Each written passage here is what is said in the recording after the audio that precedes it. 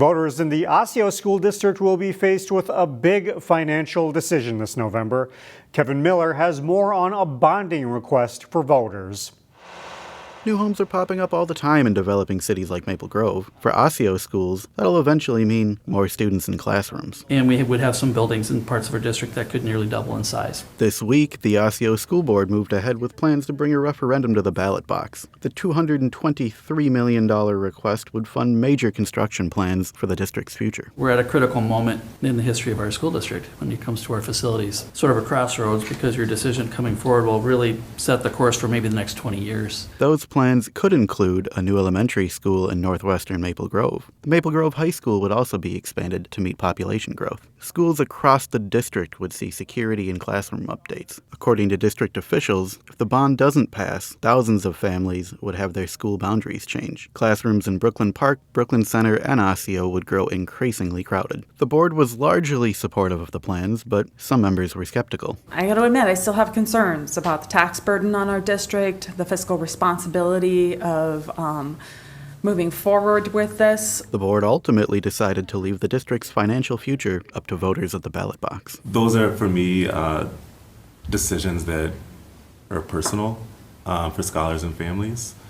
And so for me, just as a board member and moving this forward, I wouldn't want to be the one to make such a personal decision for families. In Maple Grove, Kevin Miller, CCX News. The Osseo City Council has appointed a new council member to fill a vacant seat. Ashley Mueller, who chaired the city's planning commission, will take the position. She replaces Harold Johnson, who resigned following a disagreement over the city's 150th anniversary celebration planning process. Mueller will fill the remainder of Johnson's term, which expires at the end of next year. Governor Tim Walz and DFL lawmakers celebrated the end of the legislative session with a ceremonial bill signing for the next two-year state budget. Rusty Ray was at the Capitol and has the story of two Northwest suburban lawmakers who played a major role. Governor Tim Walz signed the two-year budget bill into law, capping the legislative session that saw nearly every single DFL objective met in St. Paul. Those voters in this democracy chose people who they felt exercised wise judgment, compassion, reflected their own lived experiences, and chose hardworking people to come to the Capitol to not use talking points, to not try and demonize others, but to dig deep into the things that could improve people's lives. Wednesday's ceremony felt more like a pep rally, with school and labor groups flanking the lawmakers on the Capitol steps. Speaker of the House Melissa Hortman of Brooklyn Park harkened back to the previous DFL sweep of 50 years ago as she reflected on what she had helped accomplish. I was fortunate to grow up in Minnesota after the first Minnesota Miracle, and we bragged, rightfully so, all over the country about the educational excellence in this state. And we've been coasting for too long, so it was time to double down and bring the Minnesota Miracle 2.0. Her Northwest Suburbs counterpart in the Senate, Ann Rest, also reflected on her 40 years in the state capitol and her party's accomplishments. And it's a celebration of Minnesota's children and families. And in every single piece of legislation, you can see that the governor and the legislature put them first. History will write the story. I keep hearing about this. What's this going to mean? Well, we'll find out. We're pretty sure it's going to mean a fairer, more inclusive, better, and more prosperous Minnesota. In St. Paul, Rusty Ray, CCX News. Residents have until the end of the week to comment on the Highway 252 project. MnDOT is studying three options. Two call for a 6-lane freeway, one with bus-only shoulders and another with express lanes. Another option calls for a 4-lane freeway. The project has been talked about for the better part of a decade in an attempt to reduce crashes. Maple Grove police are doing something rather unique. It's inviting the community in to discuss a delicate topic, one's own biases. Maple Grove police underwent training on understanding biases from the rank and file all the way up to supervisory staff. On Tuesday night, it invited a broad section of the community, including faith, business, and educational leaders, to learn about the training. The goal is to build trust and legitimacy with the police department. We all come with biases, And when we say implicit biases, we don't know what those biases are. So there's science behind us understanding it. Versus explicit bias, where that is essentially the darker side of biases that people may have. The 800-pound gorilla is race, but implicit bias is beyond that.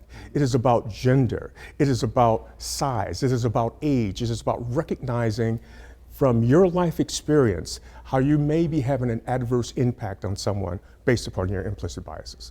Maple Grove has looked at the training for a number of years, and it's now being mandated for police departments across the state.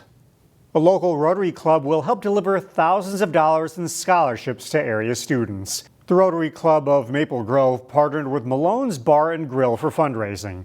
The restaurant donated 50% of its proceeds from sales Tuesday night. That money will go to a variety of charitable giving the Rotary Club oversees. That includes distributing more than $10,000 in scholarships annually, and that's just some of what the Rotary Club does. We're a very active club. There's something for everyone. So if you want to be planting flowers or involved in the environment, there's projects there. If you want to be reading to kids or working with students, there are things you can do there. This fall, the Rotary Club will be doing something new, hosting an Oktoberfest-themed fundraising event. Our money, she is my purpose. Nothing like being a father in this world.